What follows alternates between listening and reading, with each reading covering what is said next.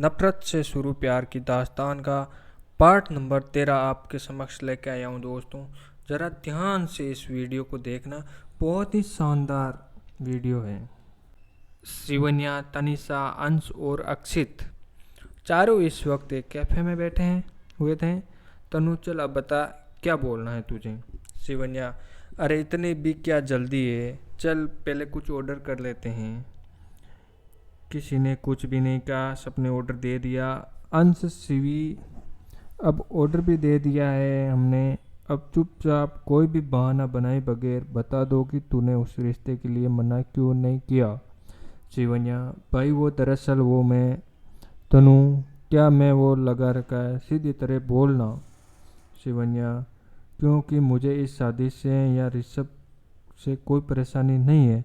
अक्षित, वही हम सब जानना चाहते हैं कि क्यों तुम्हें उससे कोई परेशानी नहीं है, जबकि उसने उस दिन जो कुछ भी किया उसके लिए उसके बाद भी तुम उससे शादी कर रही हो।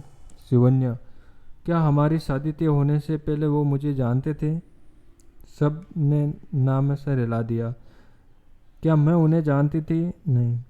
सब ने एक बार फिर नाम में सर हिला दिया। शिवन्या, तो फिर आप सब एक ही बार में ये कैसे कह सकते हैं कि वो अच्छा इंसान नहीं होगा?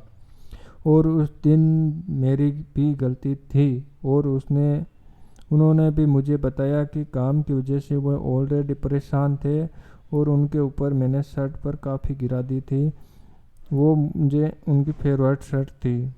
अब आप ही बताइए कि ऐसे में कौन गुस्सा नहीं करेगा। तनु, शिवी तू समझ नहीं रही है यार। शिवन्या, मैं समझती हूँ कि मेरे लिए परेशान है, पर ट्रस्ट में तू भी जब दोबारा उनसे मिलेगी ना, तुझे भी लगेगा उतने बुरे नहीं है। तनु, पर शिवन्या, देख, मैं किसी के दबाव में आकर ये नहीं कह रही हूँ। वो सच में अच्छे इंसान हैं और उन्होंने तो मुझसे माफ़ी भी मांगी और कहा कि दोबारा ऐसा नहीं करेंगे, मेरे साथ ही नहीं बल्कि किसी के साथ नहीं। अंश, अब जब तुम्हें ही कोई परेशानी नहीं तो उससे शादी करने में तो ये सही है। तनु, अंश, अक्षित वो सही कर रहा है और मुझे भी शिवन्या की बात पर ठीक लग रही है। हम एक ही बार में तो ये तय नहीं कर सकते ना कि कौन कैसा है। तनु, करो तुम सब को जो करना है, मैं जा रही हूँ। वो वहाँ से बाहर चली गई। शिवन्या, तनु रुक यार मेरी। अंश, आई डोंट वरी, मैं उसे मनाता हूँ, तुम दोनों तब तक अपनी कॉफ़ी ख़त्म कर लो। इतना बोलकर अंश भी वहाँ से चला गया और वहाँ सिर्फ शिवन्या और अक्षित थे। शिवन्या चुपचाप उसकी कॉफ़ी एंजॉय करने में लगी हुई थी। अक्षित, हम तो आज मौका मिला है मेरी होने वाली साली साहिबा से अच्छे से बात करने का।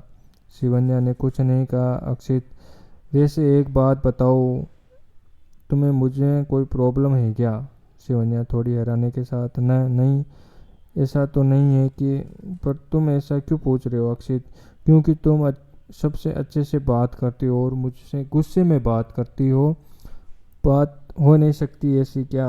शिवन्या, नहीं तो ऐसा तो कुछ भी नहीं है, मैं तो सबसे बात करती हूँ, वैसे ही तुमसे भी करती हूँ। तुम ही कुछ ज़्यादा सोच रहे हो और मेरे ख्याल से हमें अब चलना चाहिए। इतना कहकर वो कैफे से बाहर निकल गई और अक्षित उसे जाते हुए देखकर बोला, कुछ तो बात ज़रूर है जो ये मुझे हमेशा इग्नोर कर रही है, पर मैं भी पता लगा कर रहूँगा कि वो कौन सी बात है जो मुझे अवॉइड कर देती है। और वो बाहर आ गया। उसने देखा कि शिवन्या अंश और तनु के पास में बैठ गई।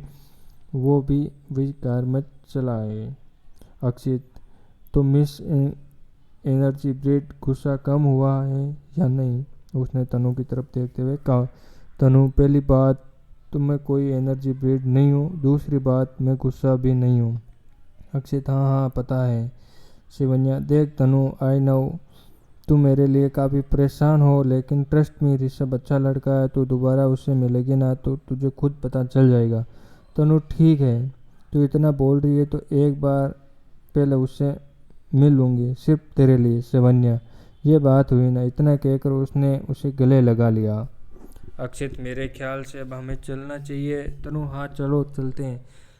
फिर सभी लोग कार में बैठ गए। अक्षित और अंश ने पहले शिवन्या को ड्रॉप किया, उसके बाद तनु को। फिर वो भी अपने घर वापस आ गए। शिवन्या अपने कमरे में जा रही होती है, तभी प्रेरणा और रिद्धिमा ने उसे रोक लिया। प्रेरणा, कहाँ से आ रही है महारानी? शिवन्या, माँ वो मैं। रिद्धिमा, ये क्या वो लगा रखा है, जल्दी बताओ कहाँ गए थे? शिवन्या, वो तनु के साथ में कैफे में गई थी। रिद्धिमा, और उसके साथ अंश और अक्षित भी थे, राइट?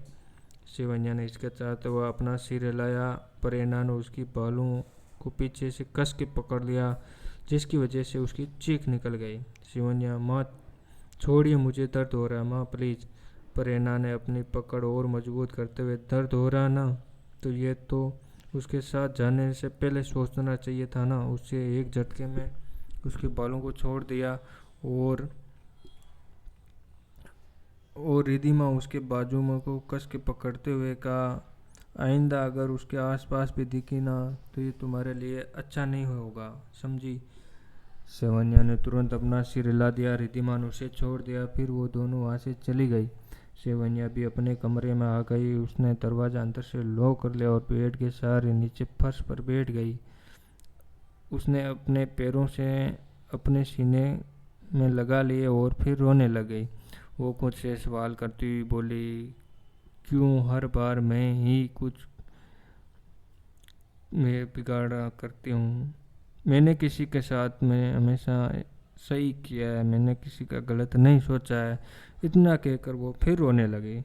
शायद मेरी किस्मत ही ऐसी है, मेरी किस्मत में ही खुशी नहीं लिखी हुई है।